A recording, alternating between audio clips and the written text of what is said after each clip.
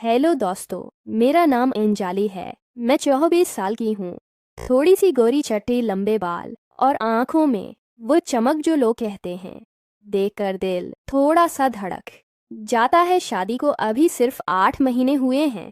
मेरे शौहर अर्जन शहर में नौकरी करते हैं, इसलिए हफ्ते में 3-4 दिन बाहर रहते हैं। मैं उनके गांव के एक घर में उनके माँ बाप के साथ रहती हूँ। ससुर जी का नाम बालदेव सिंह है।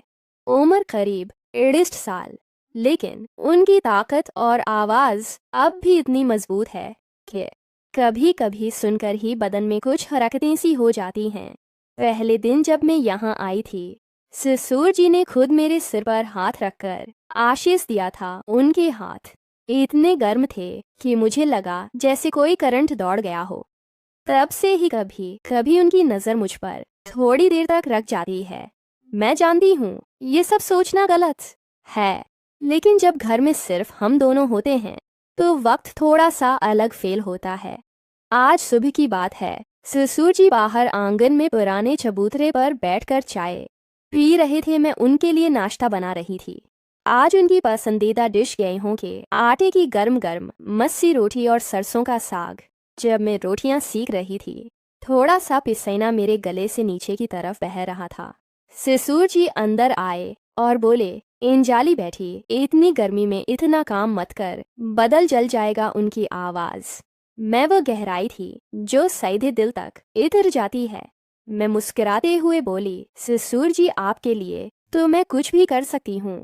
ये बोलते ही मुझे अपने अल्फाज का डबल मतलब समझ आया, लेकिन मैं चुप रही। उन्होंने मेरी तरफ देखा, आंखों में कुछ अलग सी चमक थी। फिर उन्होंने कहा, अच्छा तो आज शाम को मेरे साथ पुराने कमरे में बैठना, कुछ पुरानी बातें बताऊंगा जो अर्जन को भी नहीं पता।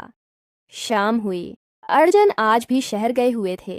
माँ जी मंदिर गई हुई थी। घर में सिर्फ हम दोनों। ससुर जी ने मुझे पुराने गोदाम जैसा कमरा दिखाया जहाँ पुराना सामान रखा था। वहाँ एक पुरानी चारपाई भी थी। हम दोनों वहाँ बैठ गए। उन्होंने अपनी पुरानी कहानियाँ शुरू की। उनकी जवानी के दिन कैसे उन्होंने अकेला घर संभाला, कितनी रातें अकेला गुजारा। बात करते करते उनका हाथ मेरी पेट पर आ गया और हल्के से सहलाने लगा। पैटी औरत को समझना बहुत मुश्किल होता है, लेकिन जब सही औरत मिल जाए तो सब कुछ ठीक हो जाता है। मेरा दिल जोर जोर से धड़क रहा था। उनकी अंगुलियां मेरी कमर के पास थोड़ी देर रख गईं। मैं कुछ नहीं बोली, सिर्फ सांस तेज हो गई थी। उन्होंने धीरे से कहा, अंजलि तो बहुत प्यारी है, अर्जुन बहुत खुशकिस्मत है। इस रात में कमरे में आकर सोचती रही, ये क्या हो रहा है? क्या ससुर जी सच में कुछ चाहते हैं, या ये सिर्फ मेरा दिल ही ऐसा सोच रहा है? दिल में डर भी था और एक अजीब सी बेचैनी भी। अगले दिन दोपहर को घर में माँ जी सो रही थीं। ससुर जी ने मुझे बुलाया और बोला, अंजलि बैठी, पुराने कमरे में कुछ सामान ठीक करना है, मदद कर दो। मैं उनके पीछे गई। कमरा थोड़ा तंग था। पुरानी अलमारी खोलते वक्त उनका जिस्म मुझसे हल्का सा ठिकराया। मुझे लगा जैसे बिजली सी दौड़ गई। वो बोले, तुम्हारा बदन बहुत नाजुक है बेटी, इतना काम मत करो। उनकी नज़र मेरी कमर पर घूम गई।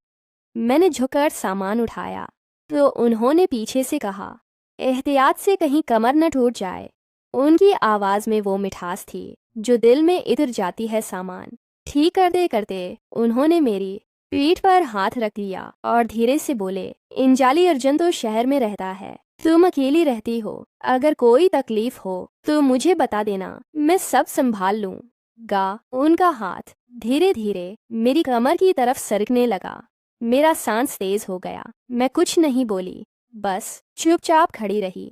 फिर उन्होंने एक पुरानी तस्वीर निकाली जिसमें वो जवान थे और बोले, देखो, इस उम्र में मैं कितना ताकतवर था, अब भी हूँ, बस दिखता नहीं।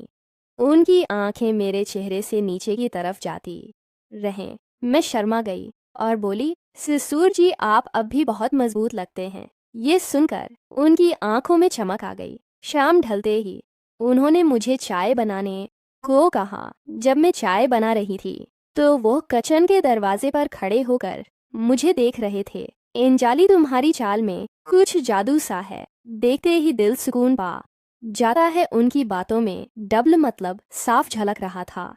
मैंने चाय देते वक्त उनका हाथ छुआ तो एक झनाहट सी हुई रात को। फिर वही पुराना कमरा।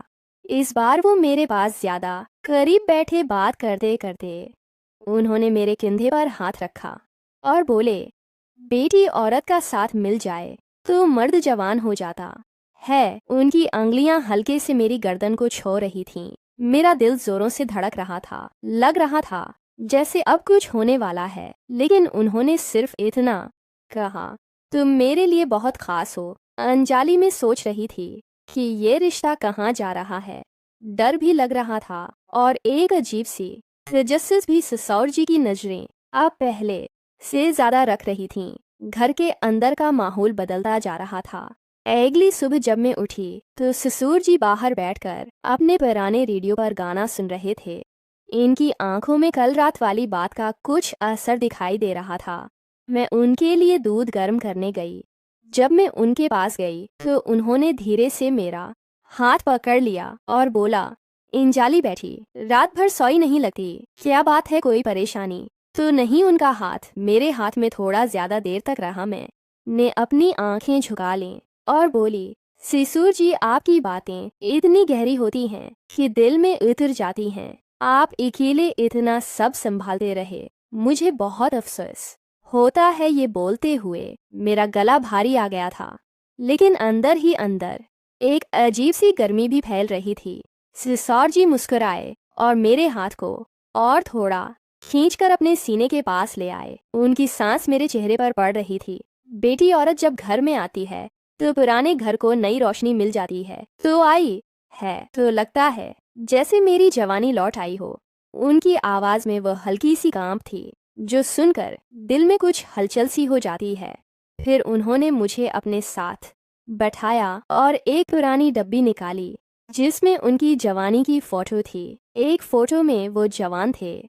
शर्ट के ऊपर से इनकी छाती और बाजू दिखाई दे रहे थे। मुझे देखकर बोले, देख बेटी, इस उम्र में भी मैं इतना कमजोर नहीं हूँ, अब भी ताकत बाकी है। उनकी नज़र मेरी गर्दन पर ठुक गई, फिर धीरे से नीचे की तरफ सरक गई। मैं शर्मा गई और बोली, ससुर जी, आप अब भी बहुत ताकतवर लगते हैं। इस दिन पूरा दिन हम दोनों घर के काम करते रहे। जब मैं छत पर कपड़े सिखाने गई तो ससुर जी नीचे से देखते हुए बोले, अंजलि, ऊपर मत झुकना, कहीं गर ना जाओ। उनकी बात में डबल मतलब साफ था। मैं नीचे आई तो उन्होंने मुझे पानी का गिलास दिया और खुद मेरा गिला देखते हुए बोला, पसीना बहुत आ रहा है बेटी, बदन को थोड़ा आराम देना चाहिए। शाम को जब माँ जी मंदिर से लौट आए तो ससुर जी ने मुझे अकेला पकड़कर कहा, आज रात को मेरे कमरे में आना। एक पुरानी दाल का बर्तन है जो सिर्फ मैं और तो ही ठीक से संभाल सकते हैं। बहुत भारी है। इनकी आंखों में वो चमक थी जो लगता था जैसे अब सच में कुछ होने वाला है। रात को मैं डरते डरते उनके कमरे में गई। कमरा थोड़ा अंधेरा था। ससुर जी बस्तर पर बैठे थे। उन्होंने मुझे पास बुलाया और बोला, बैठ बेटी। यहाँ जब मैं बैठी तो उनका हाथ मेरी पैर पर फिर से आ गया। धीरे धीरे वो सहलाते हुए बोले, अंजलि तो मेरी बहू है, लेकिन दिल के अंदर कुछ और भी लगती है। मेरा दिल जोर से धड़क रहा था। उनकी अंगुलियां मेरी कमर पर घूम रही थीं। मैं कुछ बोल नहीं पा रही थी, लेकिन तभी उन्होंने एक गहरी सांस ली और बोला, बेटी, मैं जानता हूँ ये सब गलत लग रहा होगा, पर असल बात यह है कि मैं तुझे अपनी बेटी की तरह ही देखता हूँ। बस कभी कभी जवानी याद आ जाती है। उसके बाद दिन गुजरते गए और घर का